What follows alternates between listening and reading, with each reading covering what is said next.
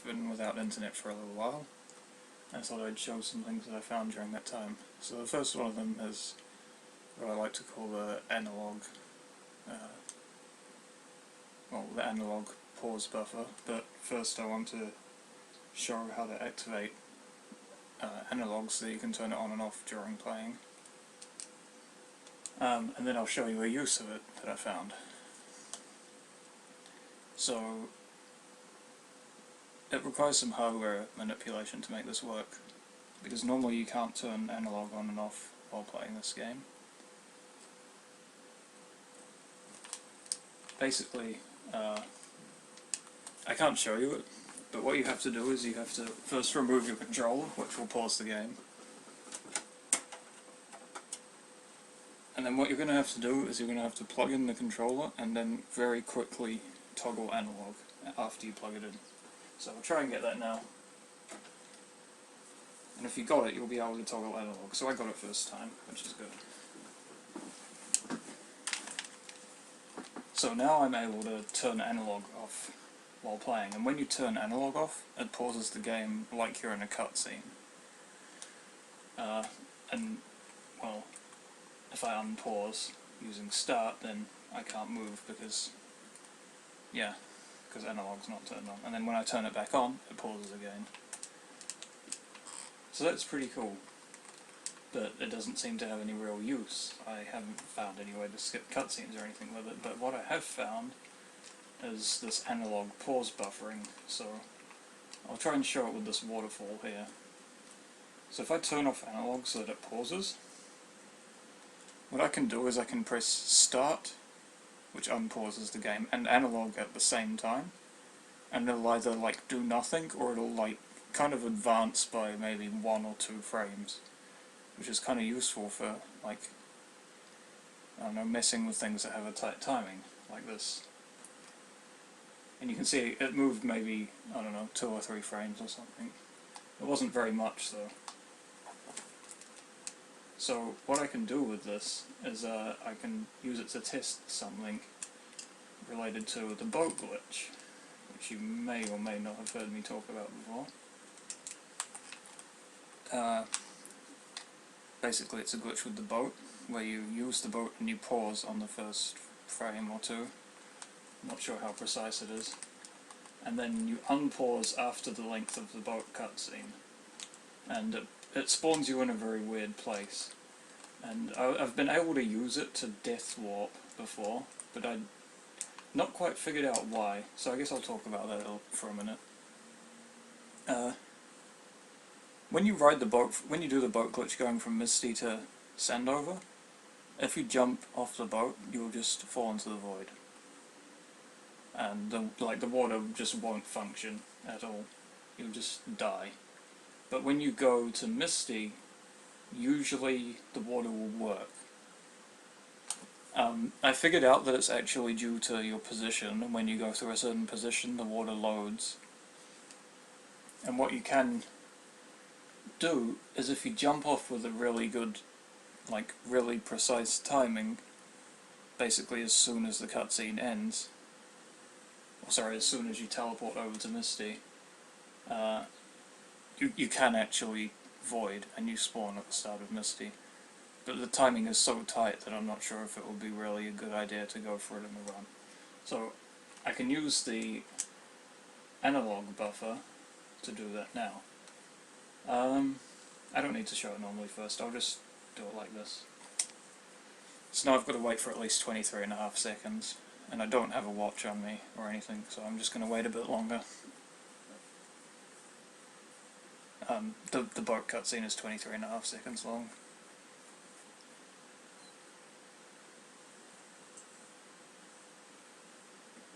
But what I'm going to do after this is I'm going to press analog and start at the same time to slowly advance through the cutscene pause.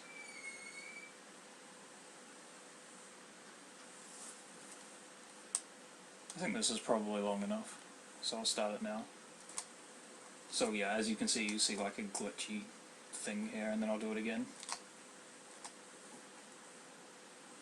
I think I might have messed it up there, but I'm going to try it anyway. So if I jump off now, yeah, I messed it up. That sucks. I'll try it one more time at least. Hopefully I'll get it next time. Because this is a pretty consistent way to prove to you that this works. I'm not sure if it would actually be useful for saving time in any category. It might though. It just depends how the Zeppelin cycles work. I'll do it on the way back to Sandover so I can show you what I mean with the water not working.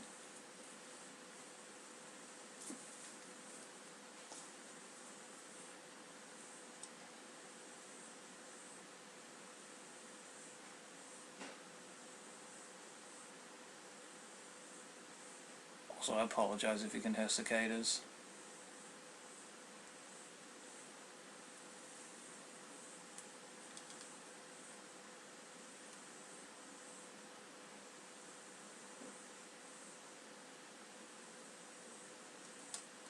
Ah, okay, apparently I missed the frame. That's another reason why you should never use it in a run, I guess.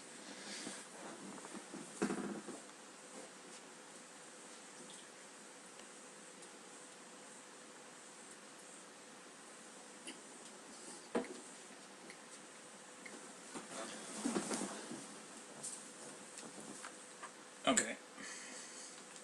Let's get this right this time, please.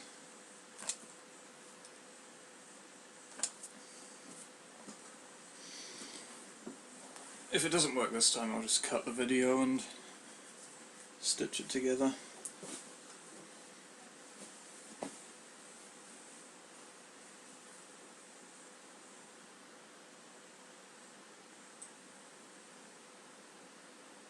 I should point out that this analog thing, I've tested it in Jack 2. You can also use it to activate the analog button in Jack 2, and it pauses the game like a cutscene. I haven't tested it for Jack 3, but I'd assume it works in that game too. But you can pause with select in that game anyway, so it doesn't really matter. Okay. I missed it again. I'll cut the video and stitch together. Okay, hopefully you'll get to see what I mean. But basically the spot when you're going to Sandover, where the water starts functioning properly, is like almost at the dock. And that's not like the water's, that's not like where the water's programmed, it's like the water loads separately to the rest of the level. That's the only way I can explain it. And when you get that close to Sandover, then the water starts working. So, I don't really know, it's kind of weird.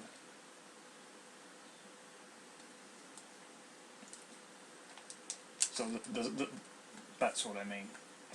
You just fall straight through the water.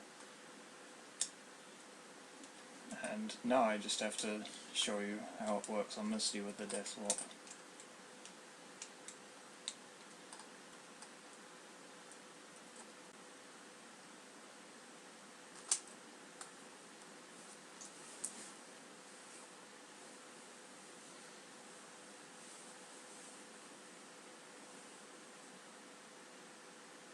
I like how this was easy last night, and now it's just impossible because I'm trying to make a video.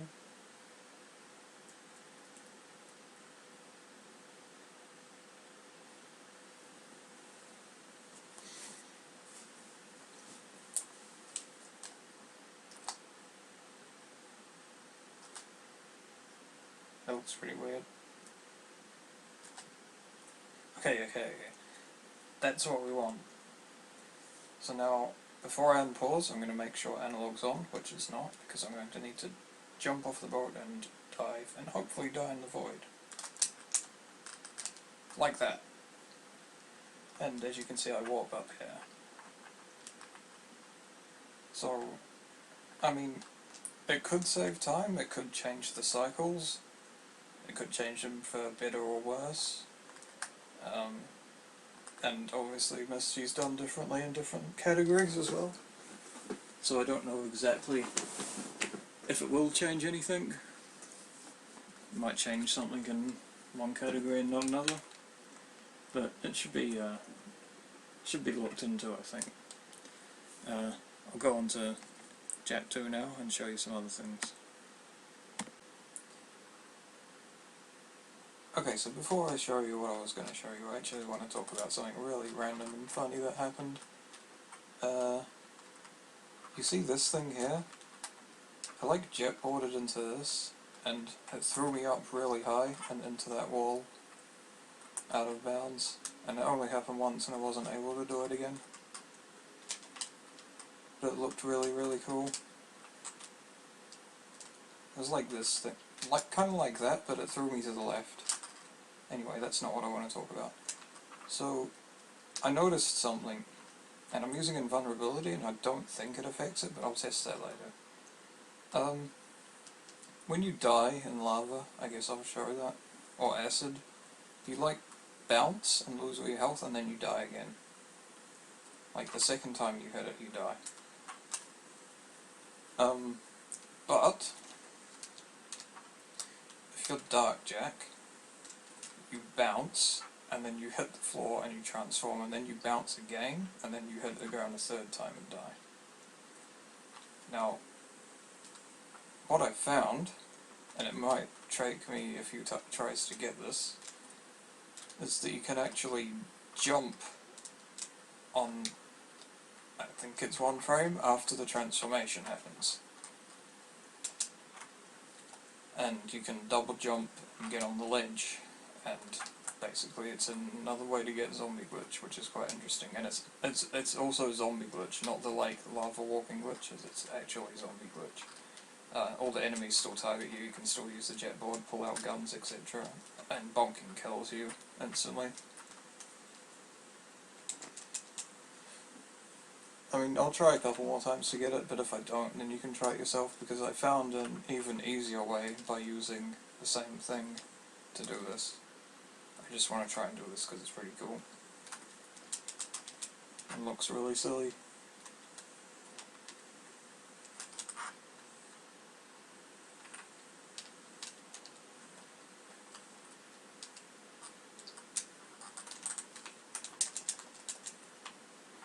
Try it like 2 more times. And if I don't get it, then I'll just show you the other way. It's pretty precise. I'm just mashing.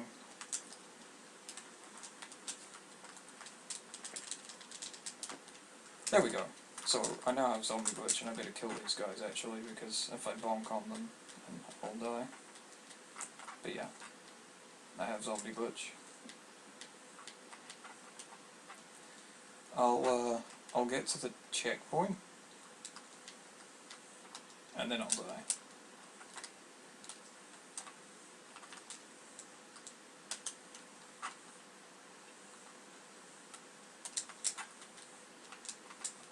What the hell is that camera?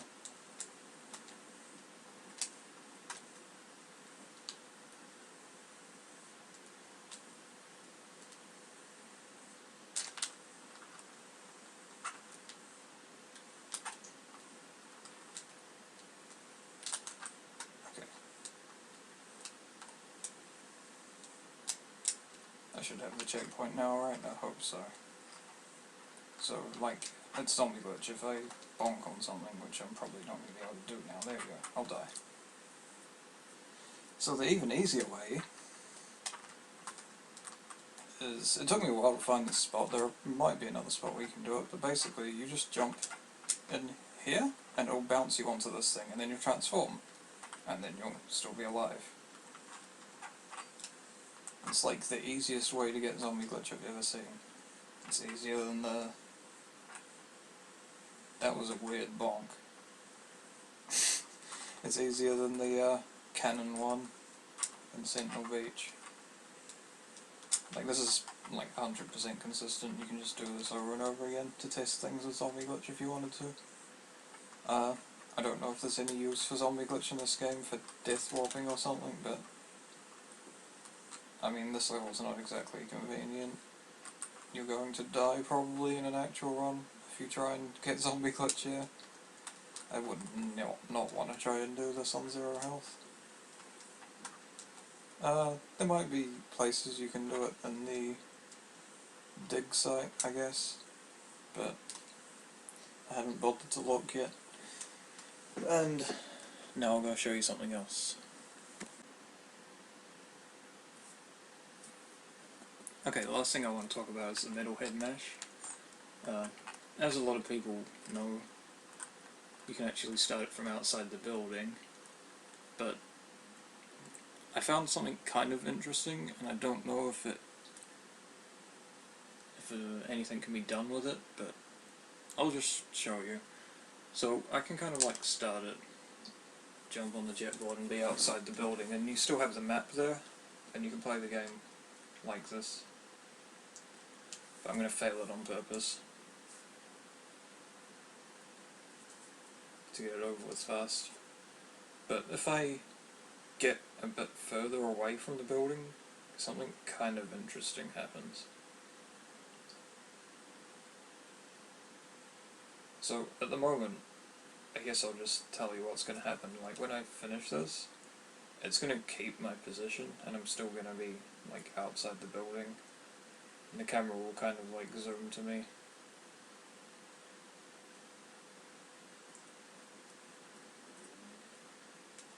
Like that. And you can do the same thing like by being in a car or whatever, but the car will disappear. Or you can just stand there, it doesn't really matter. Also, wow, that's like a weird lighting thing when you come in here. Everything goes dark for a couple of seconds. Anyway, if I like punch board away really fast, the map goes away, and this is kind of interesting. Because I'm still outside, right? And last time it showed me the map. But when I fail, it's gonna like show me outside, and then the game's just gonna be like, nah, I don't know what's going on, and it's just gonna respawn me for no reason and put me inside. So you're about to see that.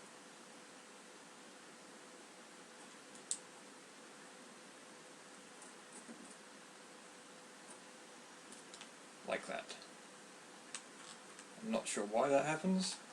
I'm not sure if it could be turned into something else, but it's kind of interesting. It's like some sort of fail-safe or something, but it's just like, something's wrong, I'm gonna just respawn you.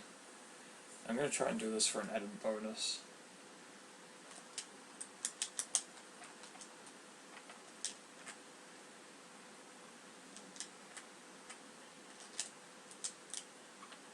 That's how you get in the boxing ring. See you guys. Well, it looks like I'm back, because I just took the platform of Mountain Temple, and the level just wasn't there. I'm gonna try and see if I can reproduce it now. I wonder where I'll spawn. Okay. So, I kinda like I was Giant Dark Jack, but I think I kinda know how it happened. I turned my camera kinda weird there. I think I might need to be Giant Dark Jack. There's another thing that I was messing with anyway, so I'll just wait till I transform. When you do a Dark Blast, you'll fall, and then you'll transform. That allows you to stand on the death plane while you're transforming, as I'll show you. And you can jump out of that as well, but I'm not going to try and demonstrate that because it's difficult, as with the lava, I guess.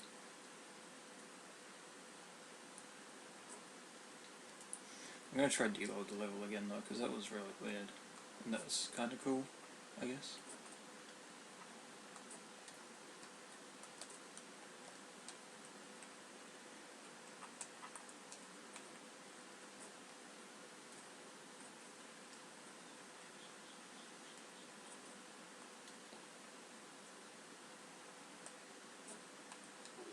That's so cool. So if you're Giant Dark Jack and you kind of just turn your camera like that, the level will cease to exist. Well, I guess I'm out until I find something in another 10 minutes by accident. That was weird. See ya. Back again. I found this pretty interesting thing. Basically you can fling yourself with the Hellcat. been calling it a Hellcat fling. You can do it anywhere as long as you have a Hellcat, and you just change hover zones, jump out, and double jump spin. And you can fly really, really high like that. You can use it to get out of bounds and stuff. You could probably do Muzz, Toon Skip, things like that with it. There are some cases where I think it could possibly even be faster than hovering, but it's unfortunate that the Hellcat is very slow for everything else. But it does send you really pretty damn high and also pretty fast, and it's very easy.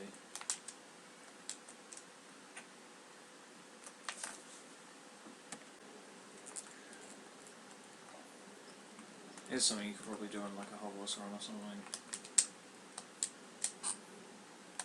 Pretty easy.